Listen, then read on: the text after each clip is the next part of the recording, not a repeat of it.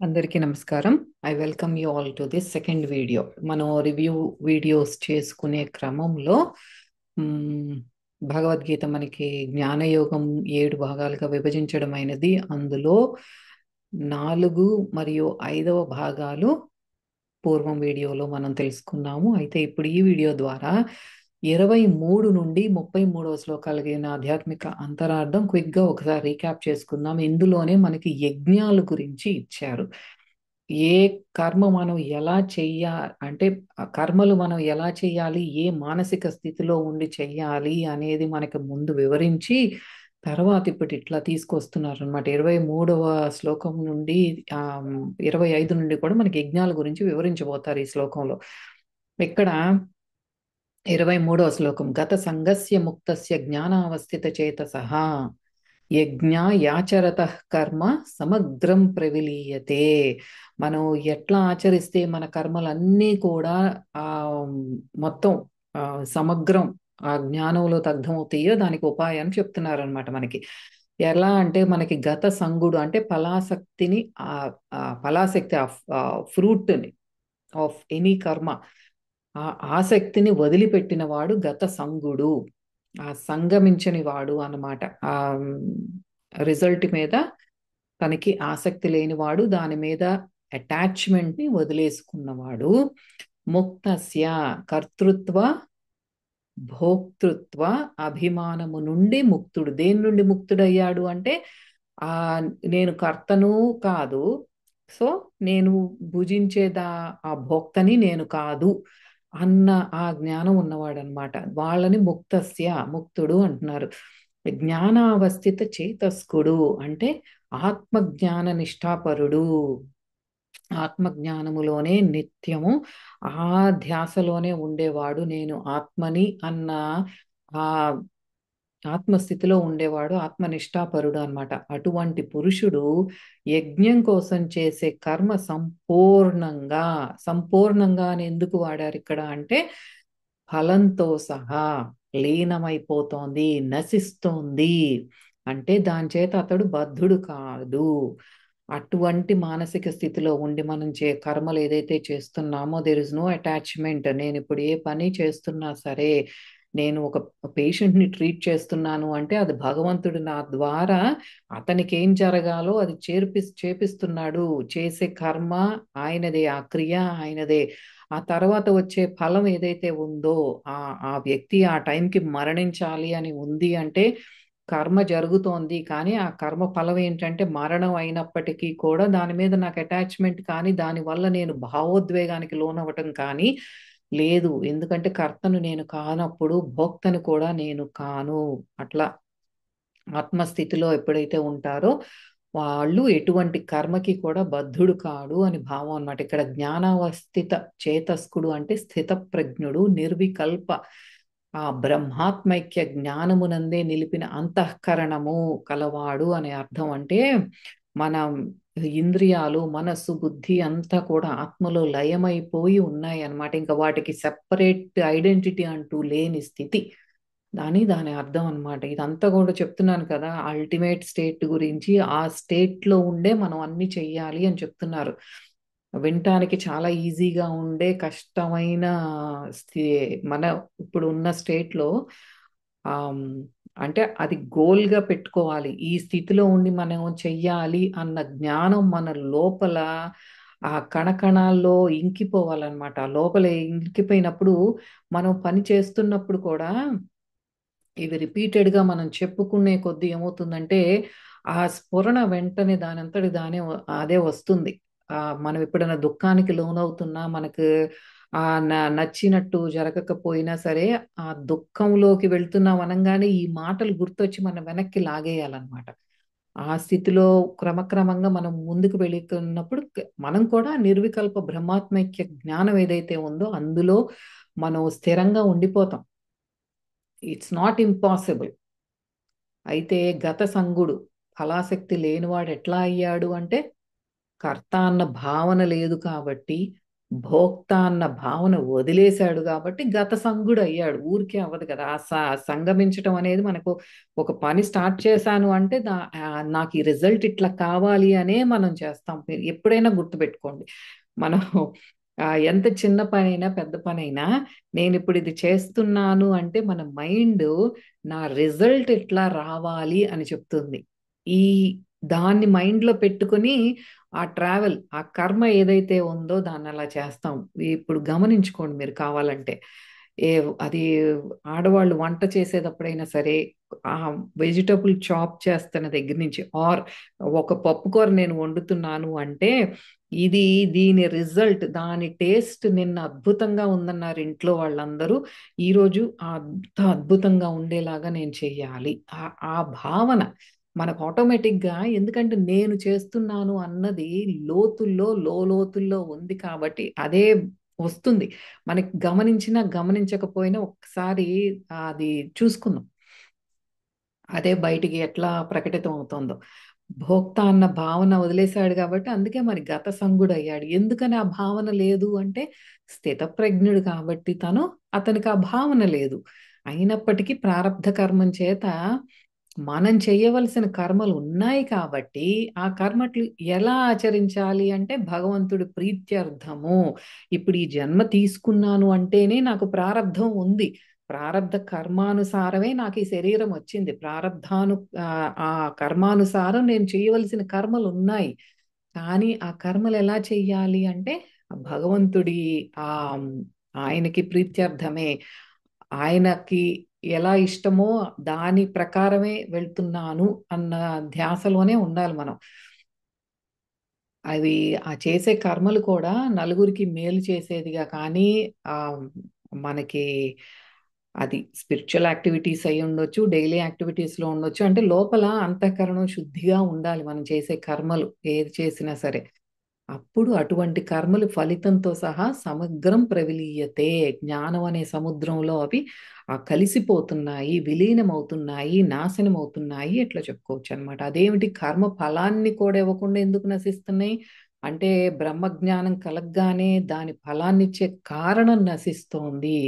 అందువలన ఆ కారణాన్ని నువ్వు తీసేశావు, అందుకనే అవి ఫలంతో సహా నాశనం అవుతున్నాయి అని చెప్తున్నారు. అందువలన అంటూ ఇట్లా ఇంకా చెప్పుకొస్తున్నారు ఏమని, బ్రహ్మార్పణం బ్రహ్మహవిః బ్రహ్మాగ్నౌ బ్రహ్మణాహుతం బ్రహ్మైవ తేన గంతవ్యం బ్రహ్మ కర్మ సమాధినా. ఇదంతా బ్రహ్మము. ఎవరికి ఉంటుంది అంతా బ్రహ్మము అన్న జ్ఞానం ఎవరికి ఉంటుందంటే కేవలం ఆ బ్రహ్మాత్మైక్య స్థితిలో ఉన్న జ్ఞానికి మాత్రమే ఉంటుంది. అది ఇది మొత్తం అంతా కూడా ఈ బ్రహ్మార్పణం హవిహి ఇది జ్ఞానికి సంబంధించిన స్థితి. ఆయన దృష్టికోణం ఎలా ఉంటుంది అనేది ఈ శ్లోకం ద్వారా చెప్తున్నారనమాట. అర్పణము అనే క్రియ బ్రహ్మమే. ఆ హవిస్సు, హోమంలో వేసే హోమద్రవ్యాలు ఏదైతే ఉన్నాయో అది బ్రహ్మమే. బ్రహ్మము అనే ఆ అగ్ని యందు బ్రహ్మరూపమైన ఆ యజ్ఞాన్ని చేసే ఆ వ్యక్తి, ఆ యజమాని ఎవరైతే ఉన్నాడో ఆ అతను బ్రహ్మమే. ఆ బ్రహ్మము అనే హోమం చేయబడుతోంది అన్న భావము తాను చేసే కర్మయందు ఎవరికి ఉన్నదో అతని చేత పొందబడే ఫలం కూడా బ్రహ్మమే. మొత్తం అంతా కూడా బ్రహ్మమే. తను చేసేది అంతా కూడా అట్లా దర్శిస్తున్నాడు. చేసే యజ్ఞం చేసే ఆ వ్యక్తి ఆ ప్రతిదీ దేన్ని వాడే వస్తువులని కానీ, అక్కడ ఉన్న అగ్నిని కానీ, ఆ హోమద్రవ్యాలు కానీ, ఆ చేసే క్రియ కానీ అంతటిని కూడా బ్రహ్మముగా దర్శిస్తున్నాడు కాబట్టి దాని ఫలితం ఏదైతే వచ్చిందో అది కూడా బ్రహ్మమే అవుతోంది. అంటే ఒక జ్ఞాని దృష్టి అంతా విశ్వశక్తి మీదే ఉంటుంది. మనం మూవీ థియేటర్కి వెళ్ళినప్పుడు ఇప్పుడు మన సామాన్య మానవుడు ఆ స్క్రీన్ మీద ఉన్న కదిలే ఆ మోషన్ పిక్చర్తో, ఆ క్యారెక్టర్స్తో అటాచ్ అయిపోయి అక్కడ కామెడీ సీన్ వస్తే నవ్వటం కానీ, అక్కడ ఏదైనా ఏడుపు సీన్ ఏదన్నా వస్తే ఏడవటం కానీ చేస్తేది ఒక సామాన్య మానవుడి స్థితి అయితే, ఒక జ్ఞాని దృష్టి ఆ వెనక ప్రొజెక్ట్ అవుతుంది. ఆ ప్రొజెక్టర్ మీద అంటే ఎక్కడి నుండి ఆ ఆ కాంతి వస్తోంది, ఎక్కడి నుండి ఆ రేస్ వస్తున్నాయి అనేది దాని మీద ఉంటుంది. అంటే ఏంటంటే ఈ కదులుతున్న దృశ్యమాన ప్రపంచంలో జరిగే అప్స్ అండ్ డౌన్స్, సుఖదుఖాల మీద అతని దృష్టి ఉండదు. ప్రతి దాని వెనక ఉన్న బ్రహ్మం మీదే ఆయన దృష్టి ఉంటుంది. అంతా బ్రహ్మమే, ఆయన దృష్టి అక్కడ ఉంటుంది, ఆ క్రియేటర్ మీద ఉంటుంది. కానీ ఆయన క్రియేట్ చేసిన ఈ దీ ఈ మార్పు చెందుతూ ఉన్న జగత్తు మీద ఉండదు, పరిస్థితులకు చెలించడు. అదే మనం సాధన ద్వారా మనం చేరుకోవలసిన స్థితి. సర్వం బ్రహ్మమయం జగత్ అన్న స్థితికి మనం చేరుకుంటాం. ఈ విధంగా కర్మలో సమాధి, బ్రహ్మ జ్ఞానం ఎవరికి ఉన్నదో అతనికి గంతవ్యం బ్రహ్మ, ఫలము కూడా బ్రహ్మమే అవుతున్నది. అంటే ఏం చేస్తున్నా దాని వెనక ఉన్న జ్ఞానం ఇంపార్టెంట్. మనం ఆ ఏ పని చేస్తున్నా ఒక యజ్ఞంగా చేయాలి, ఇది భగవదార్పణంగా చేయాలి, బ్రహ్మమే అన్న దృష్టితో చేయాలి. ఇలా మనకు రాబోయే శ్లోకాల్లో యజ్ఞాల గురించి ఇప్పుడు చెప్పుకొస్తున్నారనమాట. అది అది ఒక ఆ బ్రహ్మము అన్న స్థితికి, అది జ్ఞాని యొక్క స్థితి. ఇప్పుడు ఆ స్థితికి రీచ్ అవ్వాలంటే మనం ఈ యజ్ఞాలన్నీ చెప్పుకొస్తున్నారు పరమాత్మ. మనే వదిలిపెట్టట్లేదు. ఆ స్థితికి ఎట్లా రీచ్ అవుతాము, మనకు ఆ కర్త భావన పోవాలి, ఆ ఫలాపకాంక్ష పోవాలి అంటే, ఓకే నాన్న, ఇది నీకు గోల్ చెప్పాను కదా ఇట్లా ఉండాలి అని, దానికి ఎట్లా వస్తావు ఆ స్టేట్ కి అంటే, ఇప్పుడు 25వ శ్లోకం నుండి ఆ జ్ఞానం, సారీ, యజ్ఞం గురించి చెప్తున్నారనమాట. ఆ దైవమే వాపరే యజ్ఞం, ఇక్కడే యజ్ఞం అన్నది ఫస్ట్ టైం వాడుతున్నారు. యజ్ఞం యోగినః పర్యుపాసతే బ్రహ్మాజ్ఞావపరే యజ్ఞం యజ్ఞే నైవోపజుహ్వతి. జుహ్వతి అని ఎక్కడొచ్చినా సరే ఆహుతి, హవనం చేస్తున్నాము, ఆహుతి చేస్తున్నాము అన్నది ఆ మాటకు అర్థం వస్తుంది. కొందరు యోగులు దేవతా సంబంధమైన, ఇక్కడ మీరు కావాలంటే రాసుకోవచ్చు. మీరు ఆల్రెడీ రాసుకున్నట్లయితే మన ఎన్ని యజ్ఞాలు ఇస్తున్నారు, ఇందులో మనం ఏ యజ్ఞము పాటిస్తున్నాం అనేది ఒక మనకి ఎదురుగా ఉంటే, ఓకే నేను ఈ యజ్ఞం చేస్తున్నాను, ఇది చేయలేకపోతున్నాను, ఇది బాగా చేయగలుగుతున్నాను, ఇది కొద్దిగా చేస్తున్నాను, అది మనకే ఒక క్లారిటీ వస్తుంది. దైవమే వాపరే యజ్ఞం అంటే కొందరు యోగులు దేవతా సంబంధమైన యజ్ఞాన్ని ఉపాసిస్తారు. మరికొందరు బ్రహ్మము అనే అగ్నిలో జీవాత్మ బుద్ధిని, అంటే ఈ జీవుడు ఏదైతే ఆ, ఉన్నాడో తన బుద్ధిని యజ్ఞ విధానంతో హోమం చేస్తున్నాడు అని చెప్తున్నారు. ఇక్కడ మనకి పరమహంస యోగానంద గారు మాండుక్యోపనిషత్తులోని సృష్టి రహస్యాన్ని కొంత వివరించారు. ఇక్కడ మనం ఏడుగురి ఏజెంట్స్ గురించి, దేవతామూర్తుల గురించి ఆ మనకి తెలుసుకున్నాం. దీంట్లోనే ఆ ఉనికి చైతన్యమైంది. చైతన్యము తనకు తానే మనలో ఎట్లా అయితే ఫిజికల్ బాడీ, భౌతిక శరీరము, సూక్ష్మ శరీరము, కారణ శరీరం ఉన్నాయో, అలాగే బ్రహ్మాండము సమిష్టిగా ఉన్న ఆ బ్రహ్మాండములో కూడా ఈ విభజన ఉంది. Physical consciousness, astral body consciousness and causal body consciousness. ఈ ఫిజికల్ బాడీనే మనం విరాట్ స్వరూపము అంటున్నాము. ఆ సమిష్టి ఆ పరమాత్మ యొక్క ఫిజికల్ బాడీ కాన్షియస్నెస్ ఏదైతే ఉందో దానిని విరాట్ స్వరూపం అంటున్నాం. అదే మనకి కురుక్షేత్రంలో శ్రీకృష్ణ పరమాత్మ అర్జునుడికి చూపించింది అదే, ఆ విరాట్ స్వరూపాన్ని చూపించారు. మనం అన్ని స్వరూపాలు అడుగుదాం. మనం హిరణ్య గర్భ స్వరూపం అడుగుదాము, ఈశ్వర అవ్యాకృతుడు, ఆ ఈశ్వర స్వరూపం కూడా మాకు అన్ని చూపించాలి. మేము కూడా చాలా కష్టపడుతున్నాం. ఎంత కలియుగంలో మమ్మల్ని ఎంత ఇంద్రియాల వల్ల కానీ, మాకు ఎంత మనల్ని ఆ పీడించుకునే ఈవిల్ ఫోర్సెస్ ఎన్నున్నా సరే, మేము పట్టుబట్టి యోగ సాధన చేస్తూ నీ వైపుకి మేము అడుగులు వేస్తున్నాము, మాకు కూడా నీ దర్శనం కావాలి అని పట్టుబట్టి మనం కూడా అడుగుదాము. అయితే ఫిజికల్ బాడీ కాన్షియస్నెస్ విరాట్ స్వరూపము, ఆస్ట్రల్ బాడీ సూక్ష్మ శరీర చైతన్య ఏదైతే ఉందో అది హిరణ్య గర్భుడు అంటున్నాము. అలాగే కాజల్ బాడీ, కారణ శరీరంతో ఉన్న కాన్షియస్నెస్ ఏంటి అంటే ఈశ్వరుడు లేదా అవ్యాకృతుడు అంటున్నాము. అలాగే మైక్రోకాస్మిక్ అంటే అక్కడ బ్రహ్మాండంలో ఏదైతే ఉందో మనలో కూడా అలాగే ఉంది, వ్యష్టి జీవాత్మలో కూడా అలాగే ఉంది. Physical body, astral body, causal body. అయితే ఈ వ్యష్టి జీవాత్మలన్నిటిలో ఉన్న ఫిజికల్ బాడీని దానికి అధిపతి, దానిని గవర్న్ చేసేది ఎవరు అంటే విశ్వడు లేదా వైశ్వానరుడు అంటున్నాము. ఆస్ట్రల్ బాడీ అలాగే సూక్ష్మ శరీరం, ఏది వ్యష్టి జీవాత్మలలో ఉన్న సూక్ష్మ శరీరానికి అధిపతి, దానిని గవర్న్ చేసేది ఎవరు అంటే దాని పేరు తైజసుడు అంటున్నాము. అలాగే కారణ శరీరానికి ప్రాజ్ఞుడు అంటున్నాము. ఈ ఈ 6 దేవతా శక్తులని గైడ్ చేసేది ఎవరు అంటే శక్తి, ఆది పరాశక్తి. ఆ పరాశక్తి లేనిదే ఎక్కడ కదలిక అనేది ఉండదు. వీరిలో మనం మనకేం కావాలో దాన్ని బట్టి ఆయా దేవి దేవతా స్వరూపాన్ని మనం ఆరాధన చేయొచ్చు. మనకు ఏం కావాలి అనేది దాన్ని బట్టి ఒక్కొక్కళ్ళతో మనం కనెక్షన్ తెచ్చుకోవచ్చు. అలా ఒక్కొక్క మెట్టు ఎక్కుతూ పరబ్రహ్మం వైపు మనం అడుగులు వేయొచ్చు. ఇది దేవతారాధన. మనం గుర్తుపెట్టుకోవాల్సిందే. అంటే మనం చేసే పూజలు ఇవన్నీ ఏది వ్యర్థం కాదు. ఈ అన్నీ కూడా మనల్ని పరబ్రహ్మం వైపు అడుగులు ముందుకు వేసేలా చేస్తాయి. అక్కడ కానీ మనం తెలుసుకోవాల్సింది ఏంటంటే ఇట్లా మనకు మంత్ర సాధన కానీ తంత్ర సాధన ఇవన్నీ చేసేటప్పుడు జాగ్రత్తగా చేయాలి. ఎందుకంటే వాటికి కొన్ని నెగిటివ్ ఎఫెక్ట్స్ ఇవన్నీ కూడా ఉంటాయి. సరిగ్గా ఉచ్చారణ సరిగ్గా లేకపోతే ఏదైనా నెగిటివ్ ఫోర్సెస్ ని ఇన్వైట్ చేయటం ఇదంతా ఉంటుంది. ఆర్ పాజిటివ్ గా మనం ముందుకు వెళ్ళినా సరే సిద్ధులకు అట్రాక్ట్ అయ్యేది కూడా ఉంటుంది అనమాట. అబ్బా నాకు ఎంత పవర్స్ వచ్చేస్తున్నాయి అన్నది మళ్ళీ అహంలో కూరుకుపోవటం ఇవన్నీ కూడా ఉంటాయి. కాబట్టి బీ కేర్ఫుల్ అని చెప్తున్నారు ఇక్కడ. ఇలా కర్మయజ్ఞాన్ని చెప్పి చిత్తశుద్ధి ద్వారా దానికి ఫలరూపమైన జ్ఞాన యజ్ఞాన్ని తర్వాత చెప్తున్నారు మనకి పరమాత్మ. అంటే ఇలా చేసే దేవతోపాసన వల్ల మన అంతఃకరణాలు అంటే మనస్సు, బుద్ధి, అహంకారము, చిత్తము శుద్ధి చేయబడతాయి. మనం చేసే ప్రతి క్రతువు ఏది కూడా వ్యర్థం కాదు.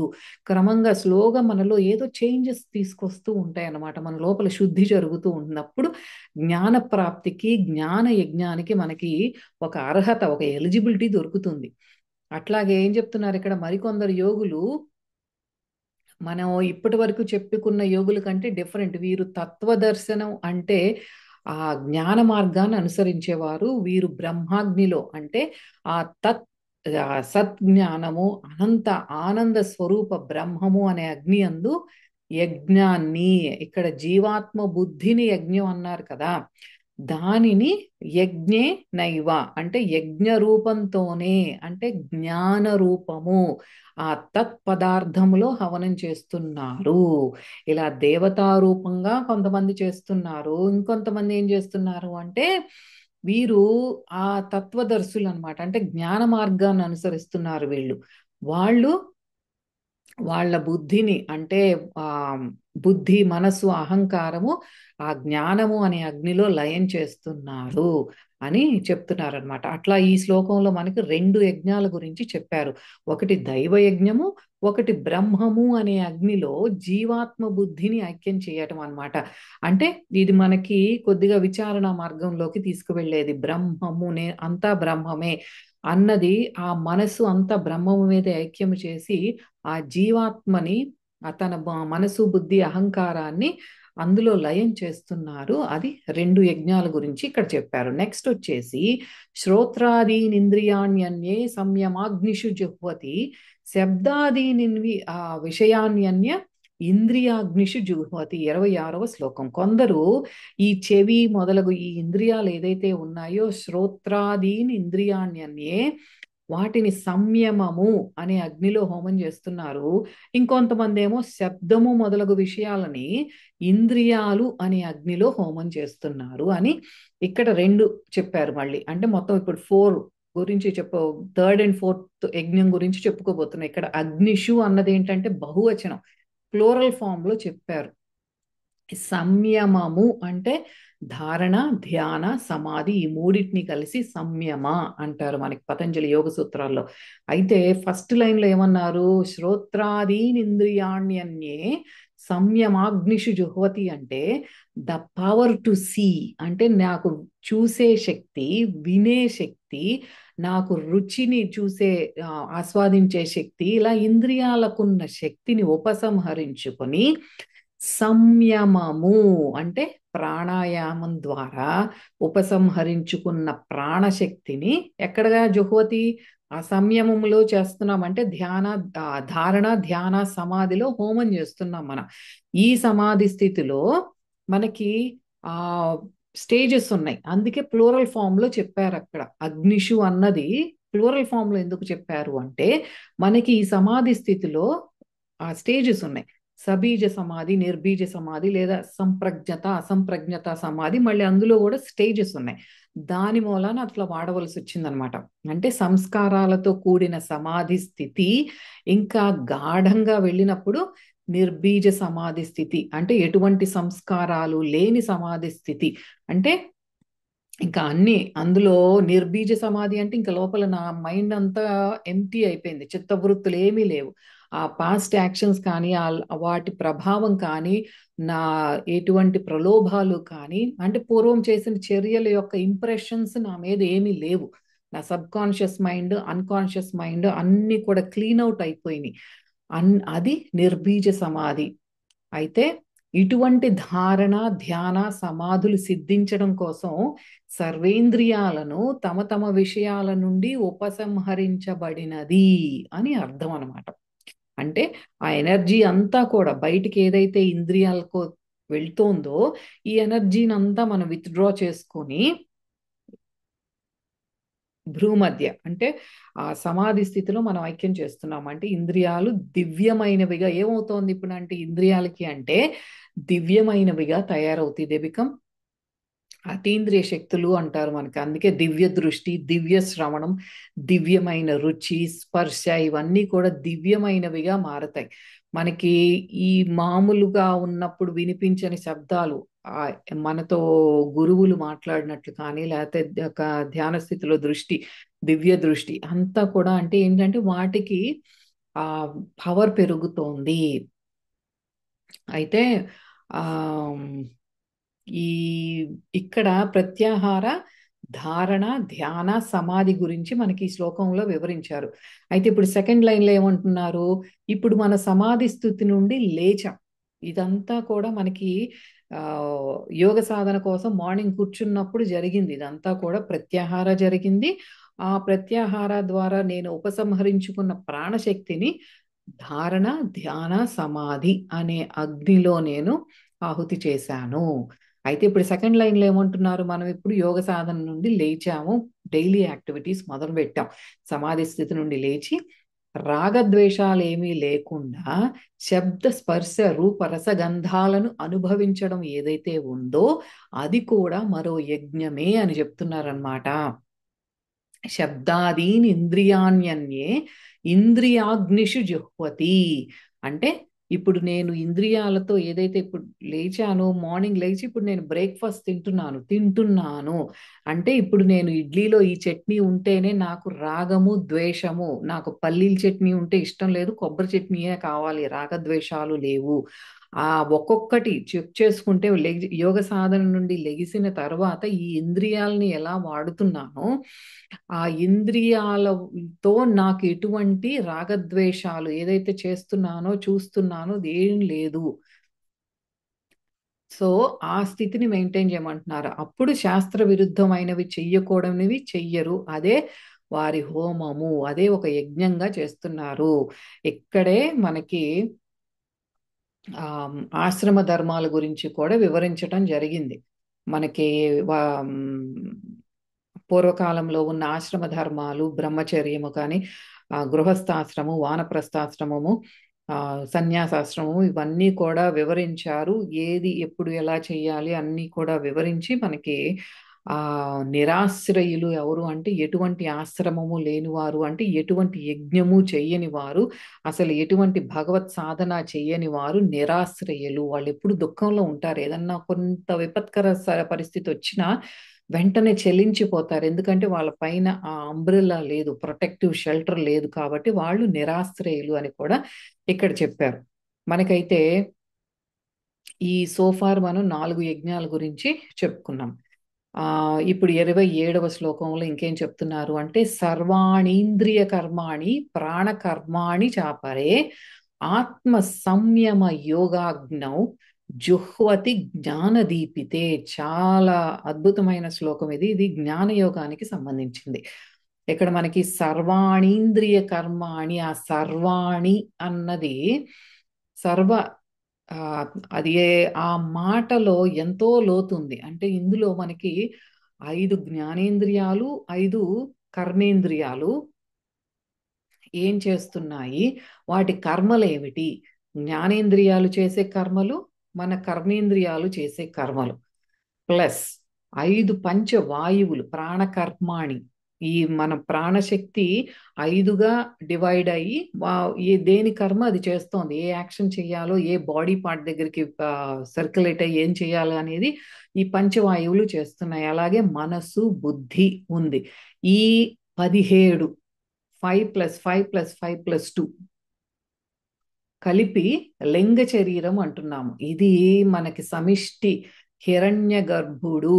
దాన్ని చెప్పటానికి కూడా లోతుల్లో అక్కడ సర్వాణి అని ఉంది.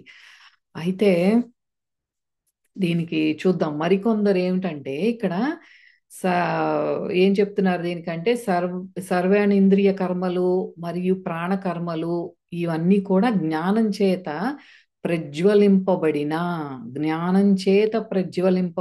మనోనిగ్రహము అంటే ఆత్మ సంయమ యోగము అనే అగ్ని అందు హోమం చేస్తున్నారు. ఇది జ్ఞానయోగము.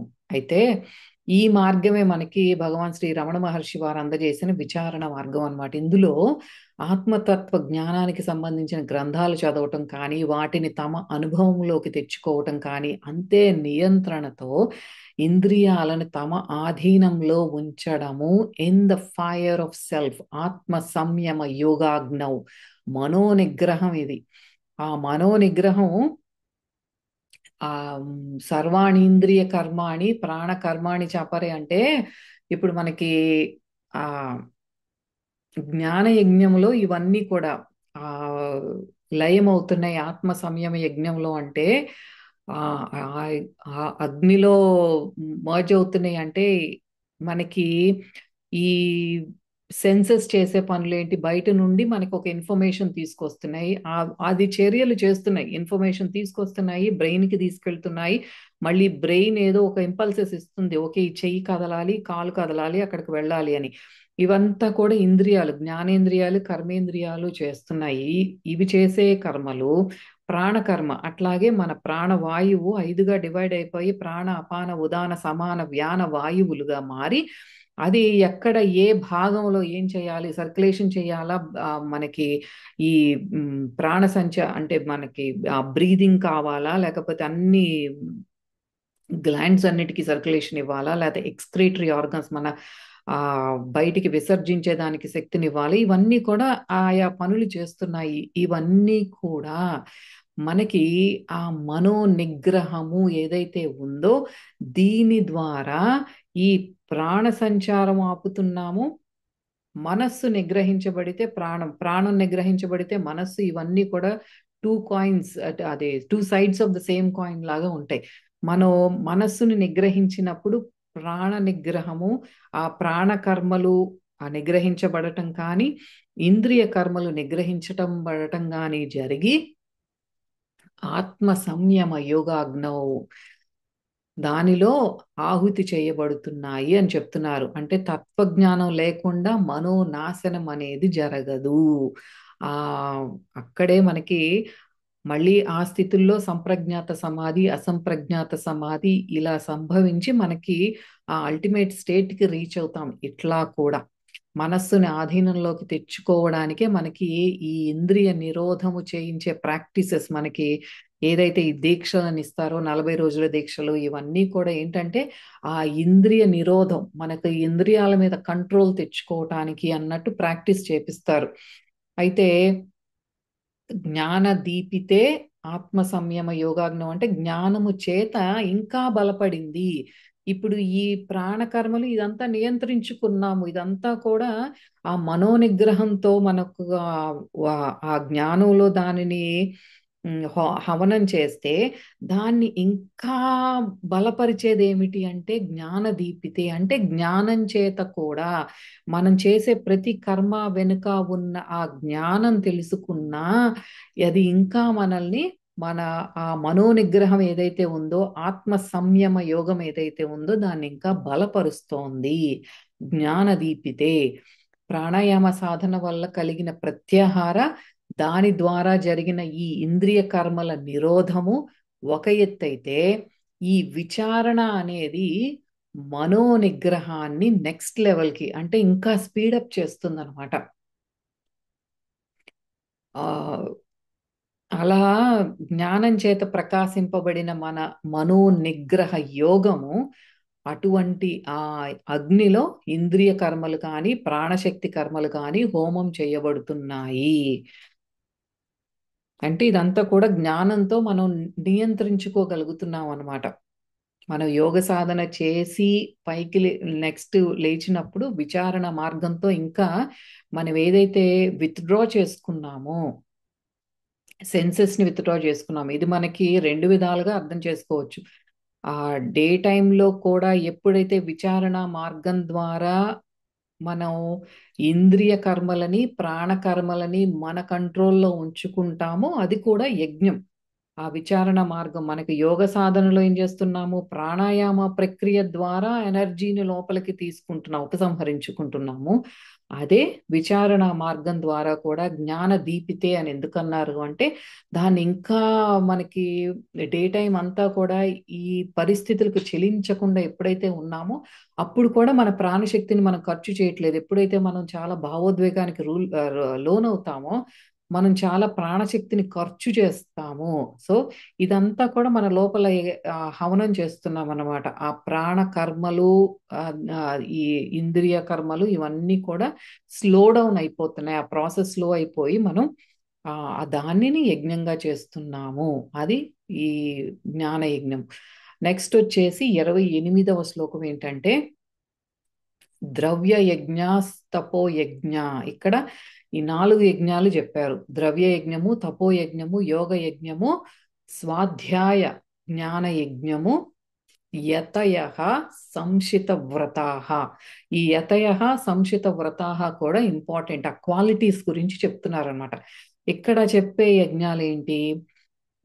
ఈ శ్లోకంలో ఇంకో 4 ఏంటి? ఆ ద్రవ్య యజ్ఞం ఏంటంటే దాన ధర్మాలు చేయటం కానీ, ఈ ఆలయాలు కట్టించటం కానీ, ఎవరికన్నా వస్త్రదానం చేయటం, అన్నదానం చేయటం, ఇట్లాంటివి. ఆ చేసేది కూడా ఎట్లా చేస్తున్నాము అంటే భగవదార్పణగా చేస్తున్నాం. నాకు ఎటువంటి ఆలయం కట్టించానంటే నా పేరు పెద్దగా బోర్డు మీద రాసి ఉండటం అట్లాంటి అపేక్ష నాకేమీ లేదు. సో అది ద్రవ్య యజ్ఞం కింద వస్తుంది. నెక్స్ట్ వచ్చేసి తపో యజ్ఞం. వీరేంటంటే కఠినమైన సాధనలు, కఠినమైన ఉపవాసాలు చేయటం కానీ, వ్రతాలు చేయటం కానీ, ఇట్లాంటివి యజ్ఞంగా చేసేవారు తపో యజ్ఞులు.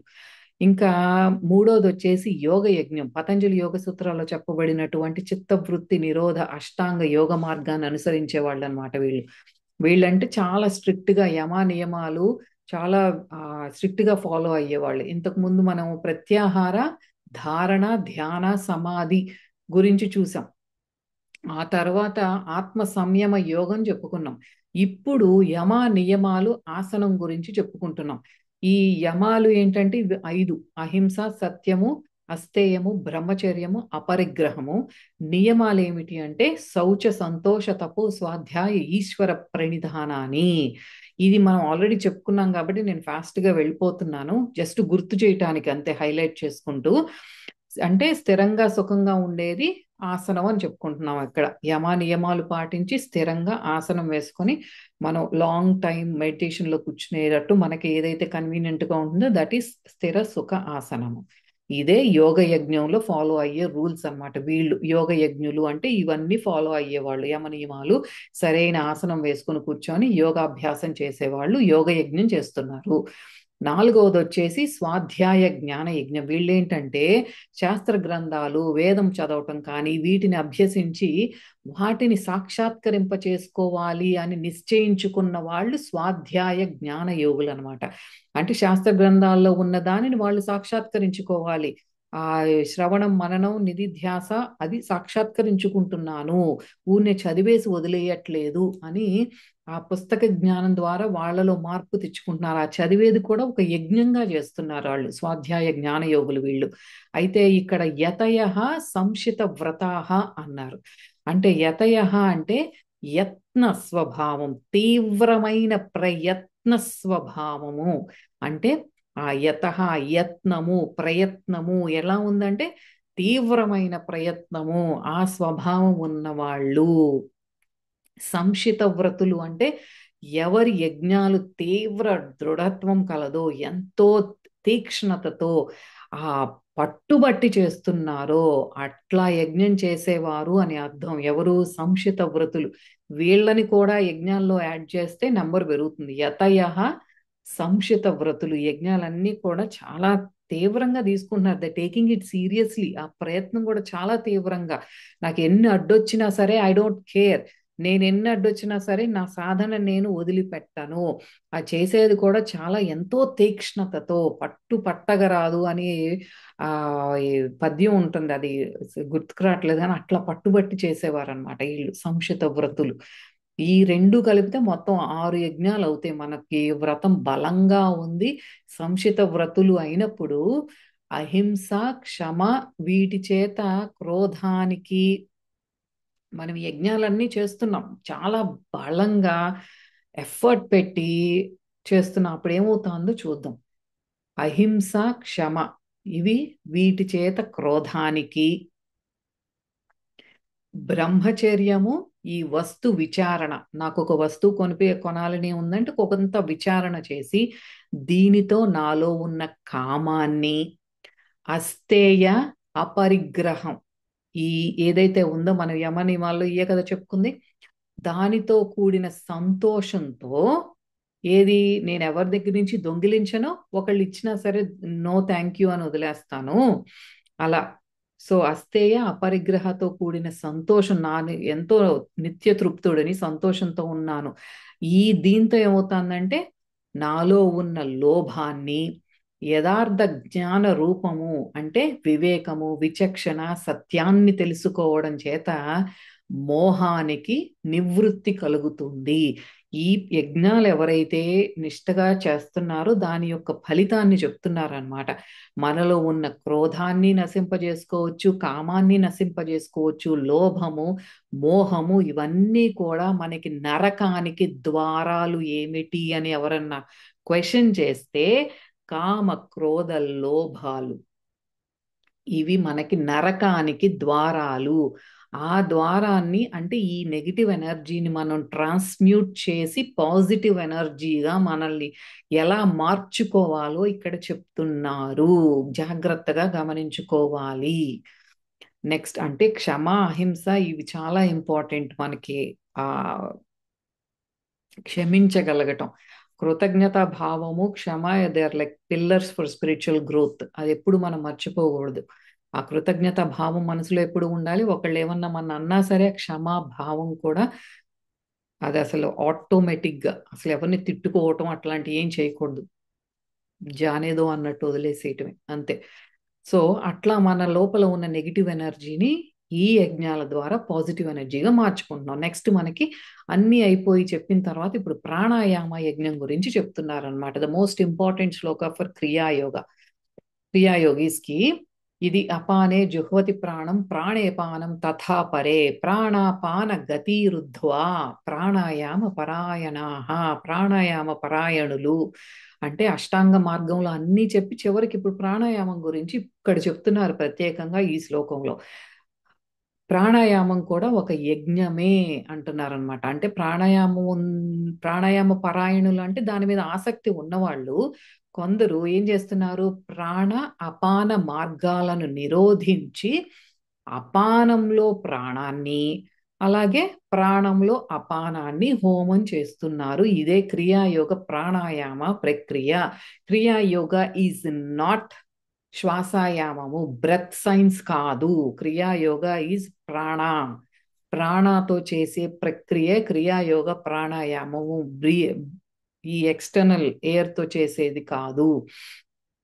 అయితే ఇక్కడ మనకి ఈ రేచక, పూరక, కుంభకాల గురించి చాలా పుస్తకాల్లో ఉంటుంది. మనం ఇక్కడ తెలుసుకోవాల్సింది డెప్త్ గా ఏంటంటే మన లోపల అంతర్ముఖంగా జరిగే ఆ ప్రాణాయామ సాధన గురించే ఈ శ్లోకం అంతా కూడా. అపాన వాయువు, ప్రాణవాయువు బేస్ చేసుకుని మనం చేసుకునే ప్రాణాయామ సాధన ఏదైతే మన గురువు గారి దగ్గర మనం అభ్యసిస్తామో దాని గురించి ఇక్కడ చెప్తున్నారు. దాని గతిని నిరోధించటం అంటే మనకు మామూలుగా ఏమవుతుంది, ప్రాణవాయువు ఇప్పుడు మూల ప్రాణవాయువు ఒకటే ఉంది. ఆ ప్రాణశక్తే 5 ప్రాణవాయువులుగా ప్రాణ అపాన ఉదాన సమాన వ్యాన వాయువులుగా మన కిందకు వచ్చేటప్పుడు అట్లా డివైడ్ అయ్యి దేని పని అది చేసుకుంటోంది. అయితే ఇందులో మనకి ప్రాణవాయువు ఏదైతే ఉందో అది ఆ పై అప్వర్డ్ ఫ్లోలో ఉంటుంది. అపాన వాయువు దానికి హెవీగా ఉంటుంది. అది డౌన్వర్డ్ ఫ్లోలో ఉంటుంది. అంటే మనకి అది ఎక్స్క్రీషన్ కి కావలసిన ప్రాణవాయువు. ఈ వాయువు అయితే ఇక్కడ మన ప్రాణాయామ సాధనతో ఇది న్యాచురల్ ప్రాసెస్ అయితే మనం దీని గతి రుద్ధ్వా దీని గతిని మారుస్తున్నాం. ఏమని మారుస్తున్నాము, ఎట్లా మారుస్తున్నాము అంటే మనకి ప్రాణాయామ సాధనలో గొంతు దగ్గర బిగించి అక్కడ ప్రాణ సాధన చేసేటప్పుడు అంటే ప్రాణవాయువుని మనం లోపలికి తీసుకునేటప్పుడు అది కిందకి నొక్కుతూ అది కూడా క్రమక్రమంగా దీర్ఘమవుతూ వస్తుంది. ప్రాణ అయామం జరుగుతుంది. ఆ దీర్ఘమై కొద్ది కిందకి వెళ్ళేటప్పుడే ఆ ప్రాణవాయువునే ఆ గతి ఏమవుతోంది దానినే మనం అపాన వాయువు అంటున్నాం. ఎందుకంటే ఇట్ ఈస్ ట్రాన్స్ఫార్మింగ్ ఇంటూ ఆ ప్రాణశక్తే కిందకి వెళ్ళే దానిని అపాన వాయువు అంటున్నాము. ఆ ప్రాణ కిందకెళ్ళినప్పుడు అపాన వాయువుగా మారుతుంది. అంటే ప్రాణములో అపాన వాయువు. ఇప్పుడు ఆ అపాన వాయువును నొక్కాం మనం. ఆ దీర్ఘ శ్వాస తీసి కిందకి వెళ్ళింది. దాన్ని గట్టిగా పుష్ చేసాం. పుష్ చేసిన తర్వాత ఆ అపాన వాయువు మళ్ళీ రిలీజ్ చేసినప్పుడు పైకి వస్తోంది, తన్నుకుంటూ వస్తుంది. ఆ ఎంత నొక్కామో ఆ ఫోర్స్ తో అది పైకి వస్తున్నప్పుడు ఏమవుతుందంటే అపాన వాయువు ప్రాణవాయువులో అది జుహ్వతి, అది హవనం చేయబడుతోంది. అంటే అపాన వాయువు ఈజ్ నౌ ట్రాన్స్మ్యూటింగ్ ఇంటూ ప్రాణ. అపాన ప్రాణలో కలుస్తోంది. ఏ ప్రాణవాయువు అయితే కిందకెళ్ళి అపానంగా మారిందో, ప్రాణ అపానగా మారిందో, అపాన ఇప్పుడు ప్రాణ శక్తిగా మారింది. ఈ ప్రాసెస్ తో ఏమవుతోందంటే నిదానంగా ఒక్కొక్క ప్రాణ మనం ఆ క్రియ చేసేటప్పుడు ఈచ్ ఈచ్ క్రియ ఈజ్ టేకింగ్. ఇప్పుడు ఈ రోజు మనం సాధన మొదలు పెడితే 4 పడిపోతే తర్వాత క్రమక్రమంగా మనం 30 సెకండ్లకి ఒక ప్రాణ సాధన చేస్తున్నాం, ఒక క్రియ చేస్తున్నాము. అంటే ఏమవుతోంది, ఈ లోపలంతా కూడా మన సెల్స్ అన్నీ కూడా ఏమవుతున్నాయి అంటే అక్కడ స్తంభిస్తుంది. న్యాచురల్ గా జరిగే ఇప్పుడు ఆ ప్రాసెస్ ఏదైతే ఉందో మనం ఈ ప్రాణవాయువు పీల్చటం కానీ బయటికి కార్బన్ డైఆక్సైడ్ రిలీజ్ చేయటం కానీ ఈ బ్రెత్ తో ఉన్న అవసరం తగ్గిపోతోంది. ఎప్పుడైతే మనం నిమిషానికి 2 తీసుకుంటున్నాము ప్రాణ, ఈ లోపల జరిగే దీనితో ఏమవుతోంది అంటే ఆ శ్వాస తీసుకునే అవసరం తగ్గిపోతోంది. శ్వాస అవసరం తగ్గిపోబట్టి ఈ ఇక్కడ ఈ హార్ట్ అండ్ లంగ్ సర్క్యూట్ ఏదైతే ఉందో ఇది కూడా స్లో అయిపోతోంది. ఆ స్లో అయిపోయే కొద్దీ అన్నిటికీ కూడా ఒక రెస్ట్ దొరుకుతుంది. అండ్ మళ్ళీ అంతా కూడా అన్ని సెల్స్ అన్నీ కూడా తేజోవంతం అవుతున్నాయి. ఎప్పుడైతే మనం ఈ ప్రాణ సాధన చెయ్యగా మనకి ఆ ఆ యోగాగ్ని అదంతా కూడా ప్రాణశక్తిని మనం పైకి తీసుకువెళ్తున్నామో అక్కడ మనకి ధ్యాన స్థితి బాగా కుదురుతుంది. ఆ ప్రాణాయామ చేసిన తర్వాత దీంతో మనకి ఫిజికల్ బాడీ, మన యాస్ట్రల్ బాడీ, మన కారణ శరీరం అంతా కూడా క్లీన్ అవుట్ అవుతుంది. మన కర్మలన్నీ కూడా సుషుమ్న మార్గం ద్వారా జరిగే ఈ ప్రాసెస్ లో మన కర్మలు ఏదైతే తెచ్చుకున్నామో ఇవన్నీ కూడా దగ్ధం చేయబడుతున్నాయి. ఫిజికల్ బాడీలో మన కార్బన్ డైఆక్సైడ్ లెవెల్స్, ఆ విష వాయువు లెవెల్స్ తగ్గిపోతాయి. మొత్తం అంతా కూడా మంచి ఆక్సిజనేషన్, అన్ని కణాలన్నీ కూడా ఆక్సిజన్ ఫస్ట్ బ్రీత్ ఆక్సిజన్ తో ఉంటాయి. మనం ఎప్పుడైతే ప్రాణ సాధన చేస్తున్నామో ఇంకా ఆక్సిజన్ కూడా కాదు, దానికి అంతా కూడా వైటల్ ఎనర్జీ ఆ ప్రాణశక్తితో నింపబడుతోంది. ఇంకా there is no need to breathe. ఆ ఆక్సిజన్ మీద డిపెండ్ అవ్వాల్సిన అవసరం కూడా క్రమక్రమంగా పోతుంది. ఇది ఒక రోజుతో వచ్చేది కాదు. సో అలాగా మన బాడీ అంతా కూడా లైట్ బాడీస్ అయిపోతాయి, అంతా కూడా ప్రకాశవంతంగా మారుతాయి.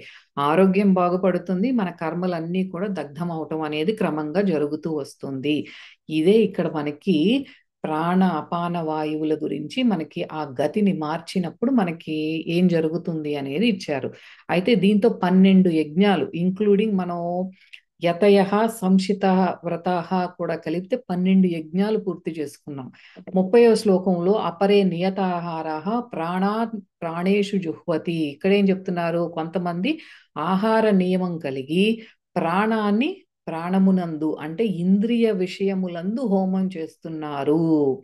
వీళ్ళందరూ కూడా యజ్ఞం తెలిసిన యజ్ఞవేత్తలు, అంటే యజ్ఞముచే వారి పాపాలను పోగొట్టుకున్న వాళ్ళు అవుతున్నారు. ఇక్కడ మనకి డయట్ గురించి చెప్పారనమాట. మనకి వీళ్ళు ఏంటంటే స్ట్రిక్ట్ డయట్ కంట్రోల్ అన్నమాట. కొద్దిగా క్రమక్రమంగా వీళ్ళు చేసే పద్ధతి ద్వారా ఆ బాడీ ఆహారం మీద, ఈ భౌతిక ఈ స్థూల ఆహారం మీద డిపెండెన్సీ క్రమక్రమంగా వాళ్ళు తీసేస్తున్నారనమాట. అంటే గ్రాడ్యువల్గా తిండిని తగ్గించేస్తూ తగ్గించేస్తూ తగ్గించేస్తూ ఆ ప్రాణశక్తి మీదే ఎక్కువ డిపెండ్ అయ్యేలాగా చేసుకుంటూ ఉంటున్నారు. ఇది చాలా కష్టమైన సాధన, కానీ ఇది కూడా పార్ట్ ఆఫ్ యజ్ఞాలలో ఒకటి అన్నమాట. అంటే ఇప్పుడు మనం ఎక్కువ డిపెండ్ అయ్యేది మన ఎనర్జీ కోసం తినే ఆహారం మీద, సన్లైట్ మీద, నీరు, మంచి నీరు మీద, వీటి మీద డిపెండ్ అవుతాం. వీళ్ళు ఏంటంటే మొత్తం ఆ ఆ ఆ ఇంద్రియాగ్నిషు ఆ, ఇంద్రియ శక్తి ఏదైతే మన దీని నుండి అన్ని కూడా విత్డ్రా చేసేసి ఒకటే ఆ కాస్మిక్ ఎనర్జీలో లయం చేస్తున్నాం. ప్రాణేషు జుహ్వతి అంటే ఒకటే ప్రాణ కాస్మిక్ ఎనర్జీలో లయం చేస్తున్నాము. అది యజ్ఞంగా చేస్తున్నారు వీళ్ళు. అయితే అంటే ఈ పంచవాయువులు ఏదైతే ఉన్నాయో ఈ పంచవాయువులన్నీ కూడా ఆ ఏకవాయువు ఒకే దాంట్లో జుహ్వతి యజ్ఞం చేస్తున్నారు విత్ జస్ట్ ఫుడ్ కంట్రోల్ అన్నమాట. మనకి చాలా జ్ఞానం అందించారు పరమహంస యోగానంద గారు. ఎటువంటి ఫుడ్ మీరు తినాలి, ఆ ఏది ఆ సాత్వికమైన ఫుడ్ లో కూడా ఏది తినాలి అనేది మనం చాలా క్లియర్ గా నేర్చుకున్నాము.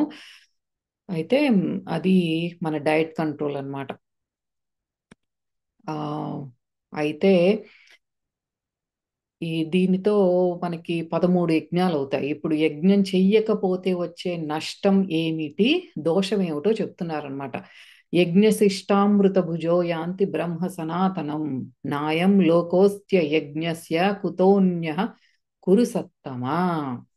అంటే కురుశ్రేష్ఠుడు అర్జున, ఇట్లా చెప్పబడిన యజ్ఞాలను ఆచరింపగా ఆ మిగిలిన శేషముగా ఉన్న అమృతాన్ని, అంటే మిగిలిన దానిని భుజించిన వారై సనాతనమైన బ్రహ్మముని పొందుతున్నారు.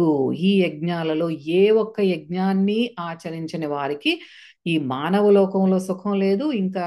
ఇంకా సాధన చేస్తే తప్ప మనకి లభించని ఆ మంచి సూక్ష్మలోకాలు, పరలోకము ఎట్లా సిద్ధిస్తుంది అని అంటున్నారనమాట. అంటే ఏ యజ్ఞము చెయ్యని వాడు పూర్తిగా బాడీ కాన్షియస్నెస్ లోనే ఉంటాడు, దుఃఖానికి లోనవుతారు అని యజ్ఞం చెయ్యని వాళ్ళకి ఏమవుతుందో చెప్తున్నారు. యజ్ఞం చేస్తే పాపాల నుండి మనకు నివృత్తి కలుగుతుంది. ఏది చెయ్యని వాళ్ళకి ఏమిటి అంటే వాళ్ళు ఈ లోకంలోనూ సుఖంగా ఉండలేరు. ఎందుకంటే వాళ్ళకంటూ ఒక ఆశ్రయం, ఒక ఆ ఎనర్జీ, మెంటల్ ఎనర్జీ సరిపోదు. మీరు ఫేస్ చేసే సిచ్యువేషన్స్ ని ఆ ఆ ఎటువంటి వైబ్రేషన్, అంటే ఆ చంచలత లేకుండా మీరు చేయగలగాలి, ఫేస్ చేయగలగాలి, వాటితో డీల్ చేయగలగాలి అంటే you need some kind of practice వెనకాల. ఆ ఒక సాధన, ఒక యజ్ఞం అనేది ఉండాలి. అటువంటి వాళ్ళు ఈ లోకంలో సుఖంగా ఉండలేరు, ఇంకా పరలోక ప్రాప్తి సంగతి అవుట్ ఆఫ్ క్వశ్చన్ అని చెప్తున్నారు అనమాట. అయితే నెక్స్ట్ 32వ శ్లోకంలో ఏవం బహువిధ యజ్ఞ వితత బ్రహ్మణో ముఖే కర్మ కర్మజాన్ విద్ధి తాన్ సర్వానేవం జ్ఞాత్మా విమోక్షసే. అంటే ఈ ప్రకారంగా అనేక విధాలైన యజ్ఞాలు బ్రహ్మముఖము అని ఇక్కడ ఏదైతే అన్నారో అంటే వేదం ద్వారా చెప్పబడింది. వాటన్నింటినీ కర్మచే కలిగిన వానిగా తెలుసుకొని ముక్తుడవవు అంటున్నారంటే ఇదంతా కూడా వేద ప్రామాణికంగా, ఇదంతా యజ్ఞాలు నేను ఏదైతే చెప్పానో నీకు ఇప్పుడు అంతా కూడా ఇదంతా వేదాల్లో ఉన్నదే, వేద ప్రామాణికంగా చెప్పబడుతోంది. ఇక్కడ బ్రహ్మముఖే అంటే మనం అక్కడ చాలా చెప్పుకున్నాం మనం శ్లోకాలో సుషుమ్న మార్గం గురించి చెప్తున్నారనమాట. సుషుమ్న ద్వారం ఏదైతే మనకు మూలాధార చక్రం మధ్యలో స్టార్ట్ అవుతుందో దానిని బ్రహ్మముఖే అంటున్నారు. అక్కడి నుండే మన ప్రాణ సాధన ద్వారా శక్తి పైకి ప్రవహిస్తోంది. ఈ యజ్ఞాలన్నీ కూడా కర్మ వల్ల కలుగుతూ ఉన్నాయి. మనకి పూర్వం ఋషులు మునులు అక్కడ సాధన చేసి ఇచ్చిన ఇన్ఫర్మేషన్ ఇదంతా కూడా వారు చేసిన ఆ కర్మల వల్లనే ఇదంతా కూడా మనకి అందించడం జరిగింది. ఈ కర్మలన్నీ కూడా, ఈ యజ్ఞాలన్నీ కూడా నువ్వు కాయక వాచక మానసిక కర్మల వల్ల పుట్టిన వానివిగా తెలుసుకో. అంటే ఏంటంటే ఇవంతా కూడా ఆత్మ వలన పుట్టినవి కాదు. ఆత్మ ఎప్పుడు కూడా నిశ్చలంగా ఉండే సాక్షి మాత్రమే. ఏదైతే యజ్ఞాలు చెప్పానో ఇదంతా కూడా మనం ఈ శరీరంతో మనస్సుతో చేసే కర్మలే, అంతే కదా. ప్రాణ సాధన కానీ ఇవన్నీ కూడా శరీరము మనస్సుతో చేసే కర్మలే. ఆత్మ మాత్రం నిశ్చలంగా ఉంటుంది. అదొకటి గుర్తుపెట్టుకో నువ్వు. ఏ యజ్ఞం చేసినా దాని వెనుక ఉన్న నువ్వు జ్ఞానాన్ని పట్టుకోవాలి. ఏం చేస్తున్నాను, చేస్తే వచ్చే ఫలితం ఏమిటి, నా లక్ష్యం ఏమిటి, ఇదంతా కూడా నీకు ఒక జ్ఞానం ఉండాలి. You need to have. ఇప్పుడు ప్రాణాయామ చేస్తున్నానంటే దాని లోపల ఏం జరుగుతోంది, ఆ సైంటిఫిక్ బేసిస్ ఏంటి, నా లోపల జరిగే మార్పులు ఏంటి, ఇవన్నీ కూడా నువ్వు తెలుసుకోవాలి. నాకు వద్దు అనుకోకూడదు. ఆ ఆ జ్ఞానం ఇంపార్టెంట్. ఏది చేస్తున్నా, నువ్వు పూజలు చేస్తున్నా సరే, ఏ పూజ, ఆ మ్, ఆ ఏ ఏది వాడుతున్నావు, నువ్వు కర్పూరం వాడుతున్నావు, పువ్వులు వాడుతున్నావు, ఏం చేస్తున్నావు, దానివల్ల ఆ సిగ్నిఫికెన్స్ ఏంటి అనేది నీకు తెలియాలి. ఏది పని చేస్తున్నా సరే దాని వెనకాల ఉన్న జ్ఞానాన్ని పట్టుకో. ఆ జ్ఞానమే మోక్ష పదం వైపు నిన్ను నడిపిస్తుంది అని చెప్తున్నారు అనమాట. ఇప్పుడు కర్మయోగం జ్ఞానయోగం రెండు ఒకటేనా అని ఎవరికన్నా డౌట్ వస్తే దాని గురించి ఇప్పుడు 33వ శ్లోకంలో చెప్తున్నారు. శ్రేయాన్ ద్రవ్యమయాద్యజ్ఞాత్ జ్ఞానయజ్ఞ పరంతప సర్వకర్మాఖిలం పార్థ జ్ఞానే పరిసమాప్యతే. ద్రవ్యమయమైన యజ్ఞం కంటే కూడా మనం ఏదైతే ఇవన్నీ కూడా చెప్పుకున్నామో దానికంటే కూడా జ్ఞాన యజ్ఞం శ్రేష్టమైనది, చాలా శ్రేయస్కరమైనది. అది కర్మ అంతా కూడా శేషము లేకుండా ఎటువంటి ఇంకా కొద్ది కొద్దిగా ఎటువంటి మిగలటం అనేది లేదు. నిశ్శేషంగా జ్ఞానములో లయమవుతోంది అని చెప్తున్నారు. మనం బాహ్యంగా చేసే ఈ పూజలు కానీ ఆ దాన ధర్మాలు ఇవన్నీ కూడా మన మనస్సు అంతర్ముఖమయ్యేలా అందులోని జ్ఞానంతో కనెక్ట్ అవ్వాలి. ఏం చేస్తున్నాం అనేది. అప్పుడే ఆ కార్యం వెనక ఉన్న కారణము, కర్మ, దాని ఫలితము అన్ని జ్ఞానంలో లయమవుతాయి. ఏది చేసినా సరే జ్ఞానాన్ని పట్టుకో. ఇవన్నీ కూడా ఇంపార్టెంటే. మరి ఇది ఇంపార్టెంట్ కాదా అంటే, ఏదైతే నువ్వు చేస్తున్నావో ఈ సాధనలన్నీ యజ్ఞాలన్నీ కూడా ఇంపార్టెంట్. దానివల్ల నీలో అంతఃకరణ శుద్ధి జరుగుతోంది. కానీ ఏం చేస్తున్నా సరే ఆ వెనక ఉన్న జ్ఞానాన్ని నువ్వు పట్టుకో అని చెప్తున్నారనమాట. ఆ ఆ జ్ఞానమే మనం అన్నిటిలోకి కూడా శ్రేష్టమైనది అని దాని అర్థం. అయితే మరి అటువంటి జ్ఞానం మనకి ఎట్లా ప్రాప్తిస్తుంది అనేది మనం నెక్స్ట్ పార్ట్ 7లో చెప్పుకుందాము. ఆ జ్ఞానం ఎలా ప్రాప్తిస్తుంది అనేది మనకి 34 నుండి 42వ శ్లోకాల ద్వారా అందజేయటం అనేది మళ్ళీ I meet you all again in the next video. Part 3లో కలుద్దాము. కృష్ణ.